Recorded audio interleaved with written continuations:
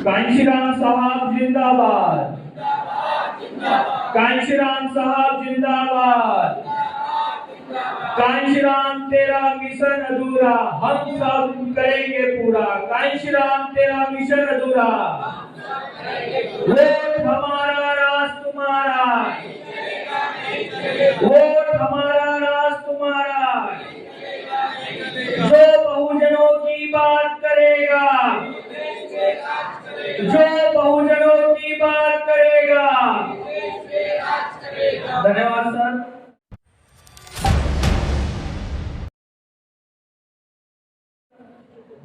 धन्यवाद संचालक महोदय। सर्वांना विनंती आहे की आपल्या जागेवरती बसा। एक नवीन ऊर्जा तुमच्यामध्ये आलेली आहे।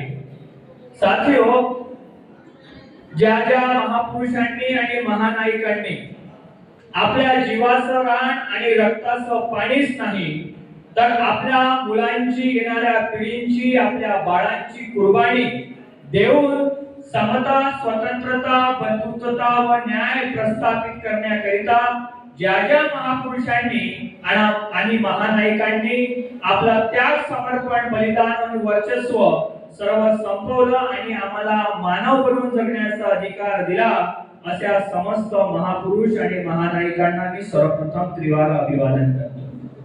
साथियो, त्याचप्रमाणे आज माननीय कांशीराम साहेब, आज यांची जन्म जयंती आहे।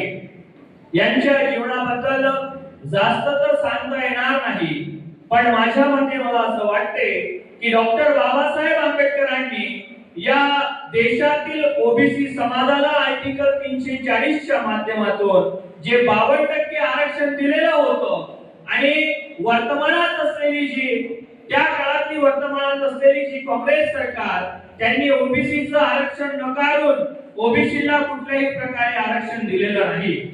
त्या विरोधामध्ये मंडल कमिशन निर्माण झालं आणि मंडल कमिशनच्या माध्यमातून 16 नोव्हेंबर 1992 ला या ओबीसी समाजाला आर्टिकल 340 च्या माध्यमातून 27% आरक्षण जर कोणी मिळवलेलं असेल आणि त्याचं कुणाला श्रेय जाते तर ते माननीय कांशीराम साहेब आहेत। म्हणजे आज वर्तमानामध्ये ओबीसीला 27% जे आरक्षण आहे, आम्हाला जे आरक्षण आहे, त्या आरक्षणाचे जनक म्हणजे कोण तर कांशीराम साहेब। साथियों, कांशीराम साहेब एक स्टेटमेंट द्यायचे कि अगर न बिकने वाला नेता चाहते हो तो न बिकने वाला समाज तैयार करना होगा। हमें न बिकने वाला समाज तैयार करना होगा। आज वर्तमान में, आज हमारे देश में हजारों नेता है, आज हमारे देश में हजारों नेता है और हजारों नेता है, सैकड़ों पार्टियां हैं और करोड़ों संख्या में हमारा समाज है, पर हमारा समाज आज कुछ अल्पसंख्यक लोग, मुट्ठी भर के लोगों के सामने दिख जाता है। इसका कारण क्या है? तो इसका कारण यही है कि हमारे समाज में शत्रु और मित्र की पहचान नहीं है। हमारे समाज में शत्रु और मित्र की पहचान न होने के कारण इस अज्ञानतावश हमारा समाज शत्रु को मित्र समझता है। हमारा समाज शत्रु को मित्र समझता है और वो हमारा शत्रु हमारे ही समाज के कुछ लोगों को अपने साथ में लेकर, जिनमें कोई मेरिट नहीं है, कोई सामाजिक आस्था नहीं है, कोई सामाजिक भावना नहीं है, ऐसे लोगों को हमारे सामने हमारा नेता बोलकर प्रमोट करता है। और यह नेता प्रमोट करने के बाद में यह नेता हमारे समाज के लोगों के कानों को सुकून मिलना चाहिए, इसीलिए बहुत मीठी मीठी बातें करता है, समाज का समर्थन लेता है और समाज का समर्थन लेकर हमें हमारे भविष्य को खत्म करने के लिए हमारे शत्रुओं के हाथ में हमें भेज देता है। कृपया आपस में चर्चा ना करें साथियों, आपसे विनती है आपस में चर्चा मत करो। साथियों, आज संविधान जो निर्माण हुआ, उस संविधान निर्माण की जो तारीख है 26 जनवरी 1950। 26 जनवरी 1950 के पहले हमारे समाज में पढ़ा लिखा वर्ग नहीं था। 26 जनवरी 1950 के पहले हमारे समाज में कर्मचारी वर्ग नहीं था। 26 जनवरी 1950 के पहले हमारे समाज में नेता वर्ग नहीं था।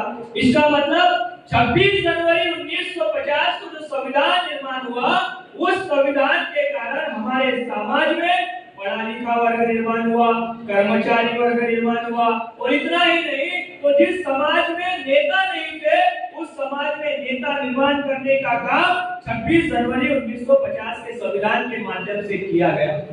तो 26 जनवरी 1950 को जो संविधान निर्माण हुआ, यह संविधान हमारी हजारों वर्षों की गुलामी को आजादी में परिवर्तित करने का क्या था?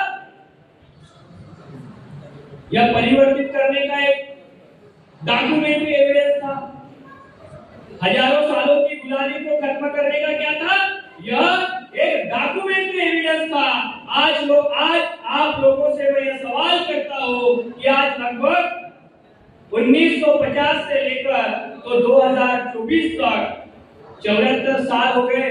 कितने साल? 74 साल हो गए। क्या वर्तमान में आज हमारी समस्याएं नहीं है?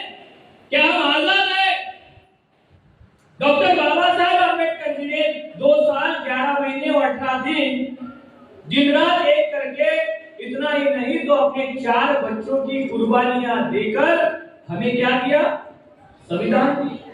जिस समय में हमें इंसान बोलकर देखा नहीं जाता था, मानवीय मूलभूत कोई अधिकार नहीं थे, उस समय ब्राह्मणों को लगा कि अगर लोकतंत्र प्रस्तावित होता है तो विरोधी संसदीय प्रणाली में विरोधी पक्ष होगा।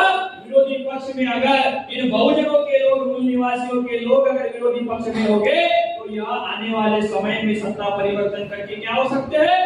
राजा बन सकते हैं। इसीलिए कांग्रेस के लोगों ने आरएसएस बनाई, आरएसएस के लोगों ने क्या बनाई? बीजेपी बनाई, वही बीजेपी के लोगों ने कम्युनिस्ट बनाए, वही बीजेपी के लोगों ने मार्क्सवादी कम्युनिस्ट बनाए। 3.5% का ब्राह्मण संविधान के कारण ग्राम पंचायत का पंच नहीं चुनकर आ सकता है, वो देश की 5-5 राजनीतिक पार्टियां बना रहा है, हमारे लोगों को कुर्सी दे रहा है, टिकट देने के लिए भीमला बना रहा है, और चुनकर लाने के बाद में हमारे लोगों को कहता है समाज की बात करेगा तो टिकट नहीं मिलेगा, समाज की बात करेगा तो टिकट नहीं मिलेगा। टिकट चाहिए तो बात हमारी करनी होगी और समाज का वोट बटोर कर हमारे बाजू में लाना होगा। इसीलिए डॉक्टर बाबा साहेब अम्बेडकर कहते थे कि पूरा पैक से समाज में दलाल और भड़वे पैदा हुए। हमारी समस्या शत्रु नहीं है, शत्रु के साथ साथ हमारी समस्या समाज के दलाल और भड़वे। ये क्यों है साथियों?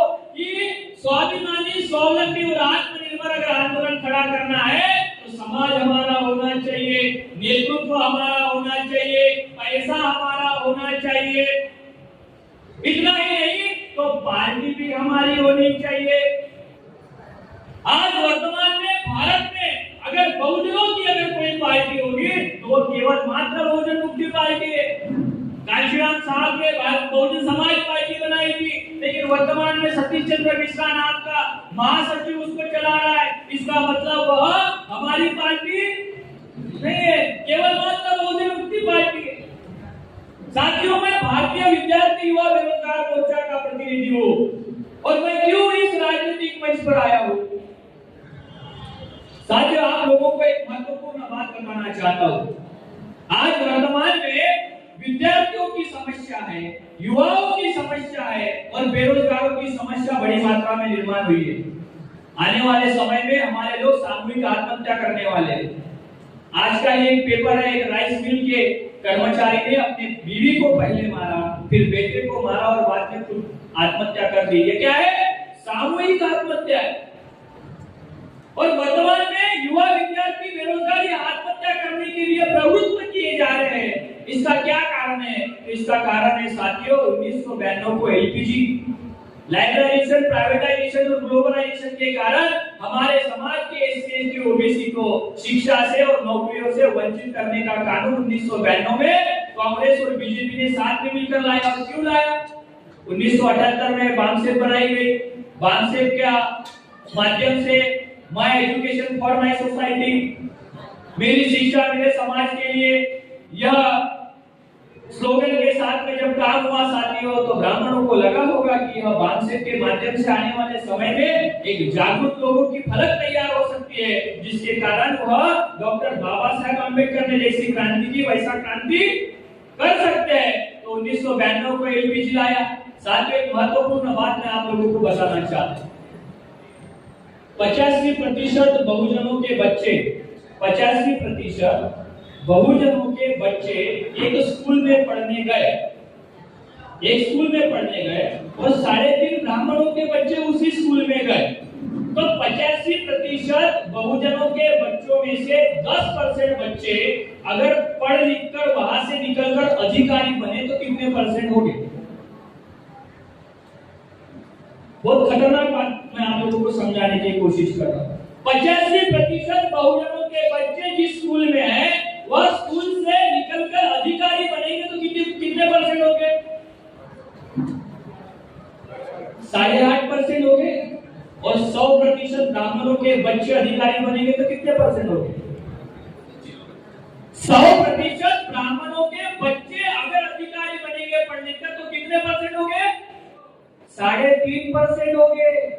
और 85% बहुजनों के बच्चे पढ़ लिख कर अधिकारी बनेंगे तो 8.5% हो गए। 5% अगर अधिकारी बनेंगे तो 4.25% हो गए। हमारा 5% पढ़ा लिखा समाज ब्राह्मणों की व्यवस्था को खत्म कर सकता है। इसकी दखल ब्राह्मणों ने लेकर न्यू एजुकेशन पॉलिसी लाई और हमारे 5% बच्चे भी समाज में लायक पैदा नहीं होना चाहिए करके उन्होंने इस प्रकार का कानून निर्माण किया। तो साथियों, आज इस पॉलिसी का, एलपीजी का विरोध देश में कोई भी पार्टी नहीं कर रही है। अभी 2014 में नरेंद्र मोदी की सरकार कैसी है आपको पता है? विकास के नाम पर 2014 में लाई सरकार। 2014 में विकास के नाम पर लाई। 2019 में अब की बार मोदी सरकार 2019 में कहा अब की बार। अभी 2024 में एक नया नारा है। कौन सा नारा है पता है आपको? मेरा भारत मेरा परिवार। अभी हमें समझ में आया, मेरा भारत मेरा ईडी, मेरा भारत मेरी सीबीआई, मेरा भारत मेरा मीडिया, मेरा भारत मेरा इलेक्शन कमीशन, मेरा भारत मेरा गृह मंत्रालय। यह भारत नहीं तो आज मोदी जी ने यह साबित कर दिया कि देश की सभी लोकतांत्रिक व्यवस्था में उनका परिवार बना दिया गया है। इसका मतलब आज वर्तमान में डेमोक्रेसी में जितने भी स्तंभ है वह सारे के सारे मोदी के परिवार के। अभी हमारा क्या है? इसीलिए साथियों, बहुजन मुक्ति पार्टी वर्तमान में देश में जो लीडरशिप खत्म हो चुकी है उस लीडरशिप को निर्माण करने के लिए बड़ी मात्रा में काम कर रही है। और आज वर्तमान में विद्यार्थी, युवा और बेरोजगारों की समस्या पर कोई भी पार्टियां बात करते हुए नजर नहीं आ रही है। इसीलिए हम बहुजन मुक्ति पार्टी को बड़ी मात्रा में राष्ट्रीय लेवल पर समर्थन कर रहे हैं। आज हमारा विद्यार्थी, युवा, बेरोजगार मोर्चा यह संगठन देश के 25 राज्य और 350 जिलाओं का संगठन है और हमारे विद्यार्थी और युवा बेरोजगारों की समस्या के